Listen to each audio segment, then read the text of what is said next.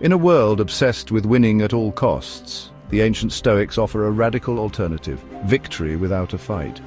Imagine outmaneuvering your opponents not with brute force, but with wisdom whispered across millennia.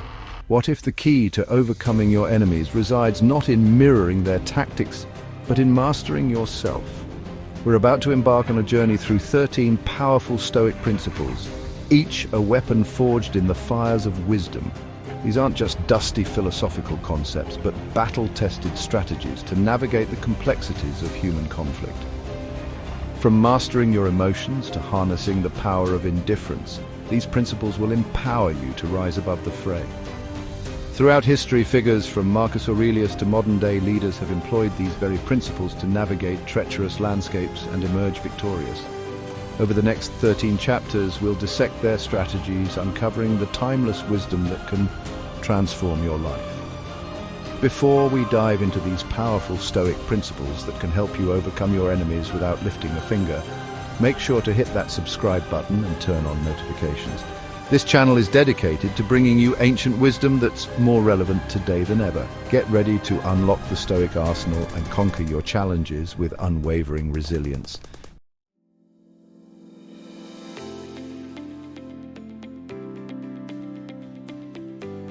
Marcus Aurelius, the philosopher emperor of Rome, famously wrote, "The best revenge is not to be like your enemy. In a world of tit for tat, this statement might seem counterintuitive, even naive.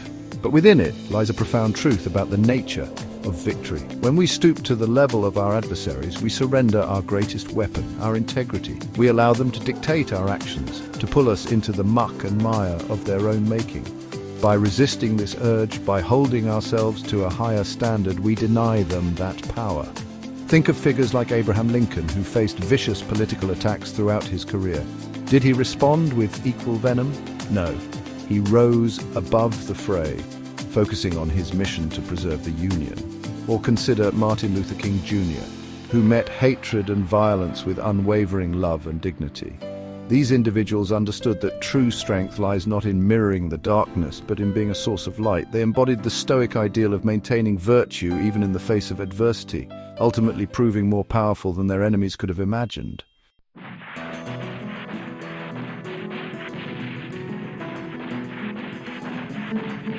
Imagine a Stoic warrior facing a raging opponent. The opponent charges, fueled by fury, predictable and easily manipulated. The warrior, trained in emotional mastery, stands firm, a fortress of composure. This, in essence, is the power of mastering your emotions.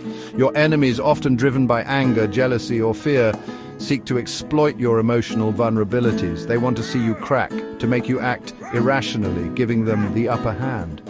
When you react emotionally, you relinquish control, becoming a puppet to their manipulations. Consider the story of Cato the Younger, a Roman senator and Stoic who faced down Julius Caesar during the fall of the Republic. Despite facing overwhelming odds, Cato remained calm and resolute, never allowing his judgment to be clouded by fear or despair. His composure, even in the face of defeat, solidified his legacy as a man of unwavering principle. The Stoics understood that emotions, while natural, can be dangerous if left unchecked. They developed practices to cultivate emotional resilience, recognizing that true strength lay in the ability to remain calm and rational, even amidst the storm.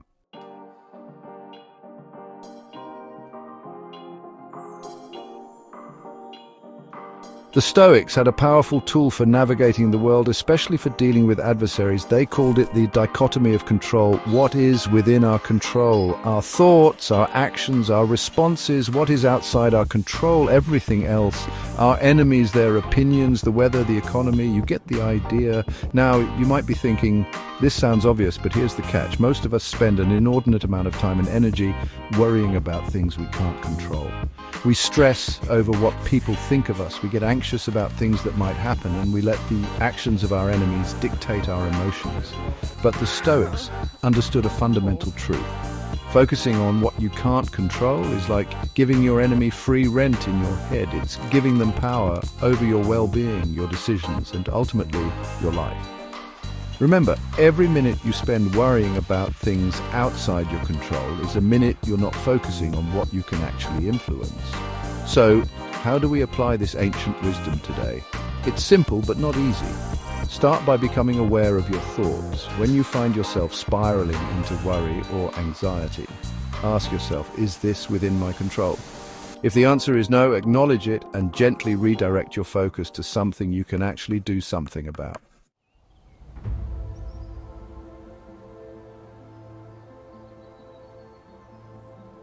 The Stoics had an interesting perspective on obstacles. They didn't see them as roadblocks, but rather as opportunities for growth and even advantage.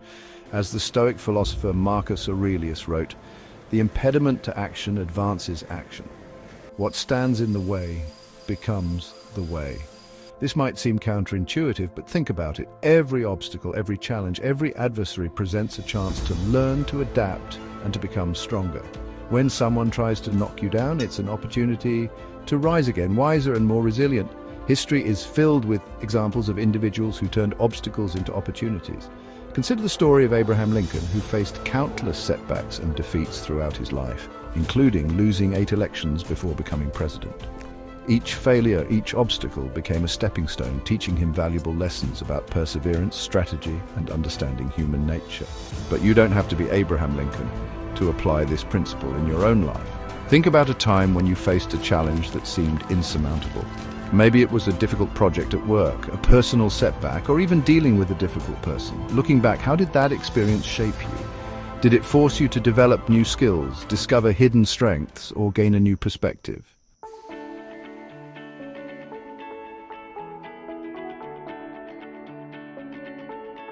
In the face of provocation, our instinct is often to retaliate, to meet anger with anger, insult with insult. But the Stoics offer a radically different approach: strategic indifference.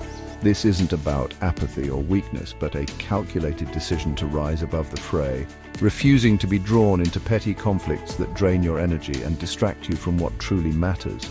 True indifference in the Stoic sense is about recognizing that the opinions and actions of others, especially those who wish us ill, have no real power over us unless we allow them to. As Marcus Aurelius wrote, "Today I escaped anxiety." Or no, I discarded it because it was within me in my own perceptions, not outside. Think of it this way. When you react emotionally to your enemy's provocations, you're essentially handing them the reins to your emotional state. You're allowing them to dictate how you feel, which is exactly what they want.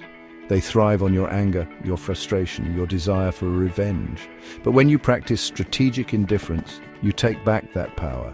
You choose not to be swayed by their negativity, refusing to engage in their games. This doesn't mean ignoring them entirely, but rather responding with calmness, reason, and if necessary, decisive action unclouded by emotional turmoil.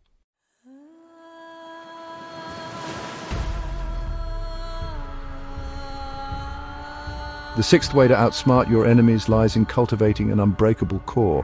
This isn't about physical strength, but about mental fortitude, the resilience to withstand any storm. Your enemies might try to shake you, to break your spirit, but with inner strength you become an immovable force. Marcus Aurelius in his Meditations wrote, "The happiness of your life depends upon the quality of your thoughts." This is the essence of inner strength. External forces will always exist, but it's our internal response that truly matters. Cultivating this inner strength is a daily practice. It's about facing your fears, embracing discomfort, and choosing courage over complacency.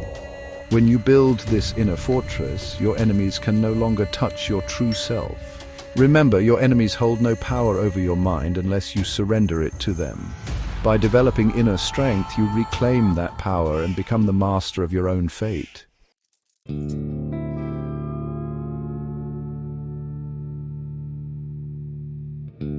The seventh way to outsmart your enemies lies in recognizing that the most potent weapon isn't physical force, but strategic thinking. True victory comes not from overpowering your opponent, but from outmaneuvering them on the chessboard of life. This requires a shift in perspective. While your enemies might be focused on immediate retaliation, you must elevate your thinking. Analyze their motives, understand their weaknesses, and anticipate their moves. History is replete with examples of brilliant strategists who triumphed over larger, more powerful adversaries. Think of Alexander the Great, who conquered vast empires with his tactical brilliance, or Sun Tzu, whose art of war remains a timeless guide to strategic thinking. These individuals understood that true power lies not in brute force, but in the ability to anticipate, adapt, and outsmart the opposition.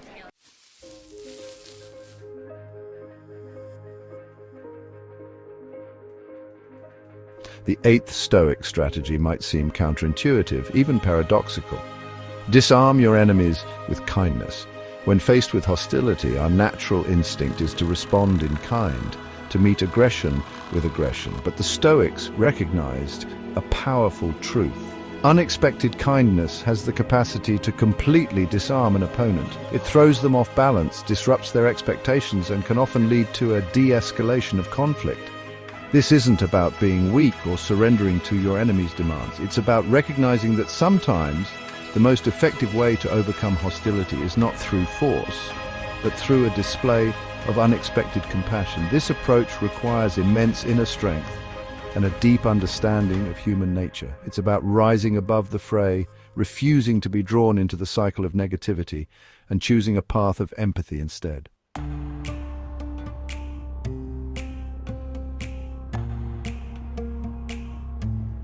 In the face of adversity, it's easy to become consumed by the actions of our enemies. We expend precious energy plotting counterattacks fueled by anger and resentment.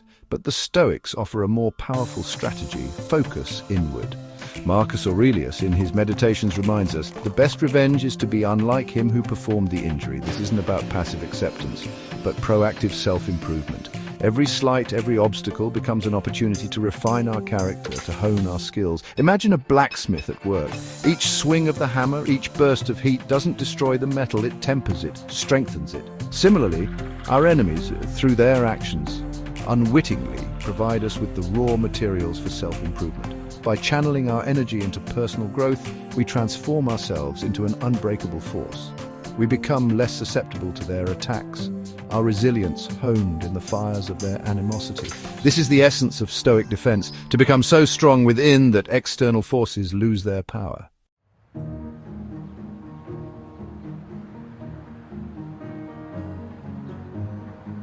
In the midst of conflict, it's easy to lose sight of the bigger picture. Our enemies, through their actions, can make our world feel small, insignificant. But the Stoics teach us to combat this by cultivating a cosmic perspective, a view that stretches far beyond the immediate moment. Marcus Aurelius, in his Meditations, reflects on the vastness of the universe, the countless stars and planets that dwarf our earthly concerns. He reminds us that our lives, our problems, are but a fleeting moment in the grand scheme of time and space. Imagine standing beneath the night sky, gazing up at the Milky Way, a swirling mass of billions of stars. Our worries, our enemies seem to fade in comparison to the immensity of the cosmos. This isn't about diminishing our problems, but about contextualizing them. From this cosmic vantage point, we gain a sense of proportion. We realize that our conflicts, however significant they may seem, are ultimately transient. This realization doesn't erase our problems, but it lessens their grip on us, allowing us to approach them with greater clarity and composure.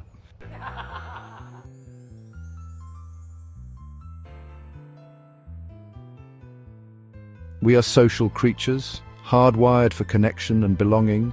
The Stoics recognize this, understanding that true strength comes not just from within, but also from the bonds we forge with others. In the face of opposition, a network of genuine relationships becomes an invaluable asset. Epictetus, the Stoic philosopher, famously said, "We are social animals. Our nature is to live with others." This wasn't merely an observation, but a call to action. To cultivate strong relationships, to build a community of support, is to fortify ourselves against life's inevitable challenges. Imagine a lone tree standing on an exposed hillside. It's vulnerable to the elements, susceptible to being uprooted by a strong wind. Now picture a forest, its trees standing together, their roots intertwined. This interconnectedness provides strength, resilience. This is the power of strong alliances. When we cultivate genuine friendships, we create a network of support, a bulwark against adversity. We know we're not alone in our struggles, that we have people to lean on, to offer guidance and encouragement.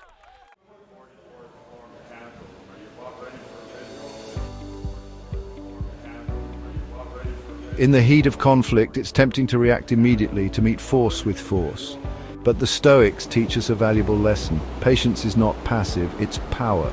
Impatience, on the other hand, is a weakness. It betrays a lack of control, a vulnerability your enemy can exploit. Think of the general who rushes into battle, plan half-baked, driven by fury. He plays right into the hands of a patient opponent, one who waits for the opportune moment to strike. This isn't just ancient wisdom, it's a principle playing out in courtrooms, boardrooms, and even our personal lives every single day. Those who lose their cool, who lash out impulsively, reveal their hand. They show their opponent their cards, their fears, their desires. Patience, however, keeps your cards close to your chest. It allows you to observe, to strategize, and to wait for the perfect moment to make your move.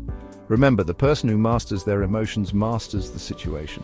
And there's no greater test of emotional mastery than the ability to remain calm, collected, and patient when surrounded by chaos and urgency.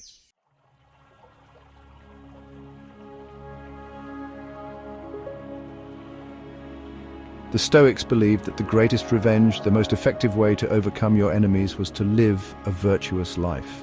This isn't about piety or naive idealism, it's about recognizing that true strength comes from within. When we focus on embodying virtues like justice, wisdom, courage, and temperance, we build an inner citadel that can't be touched by external forces. Your enemies might try to slander your name, undermine your efforts, or break your spirit, but they cannot take away your integrity. Marcus Aurelius wrote, "The best revenge is to be unlike him who performed the injury." This isn't about turning the other cheek, but about refusing to be dragged down to their level. It's about maintaining your own standards, even in the face of adversity. Living virtuously is not a passive pursuit. It's an active rebellion against the forces of chaos and negativity. It's a statement that you will not be defined by the actions of others, but by the principles you choose to embody.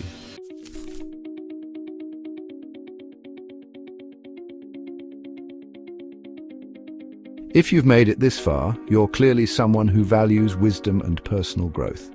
The 13 principles we've explored, inspired by the Stoics, offer a roadmap for navigating the inevitable conflicts of life with strength, grace, and strategic intelligence. Remember, true victory comes not from crushing your enemies, but from mastering yourself. It's about cultivating inner peace, developing resilience, and living by your values, even when tested. Join our community by subscribing, and don't forget to hit that notification bell so you never miss an episode. And be sure to leave a comment below sharing which of these 13 principles resonated most with you. Your engagement helps us continue creating content that matters. Until next time, stay strong, stay stoic,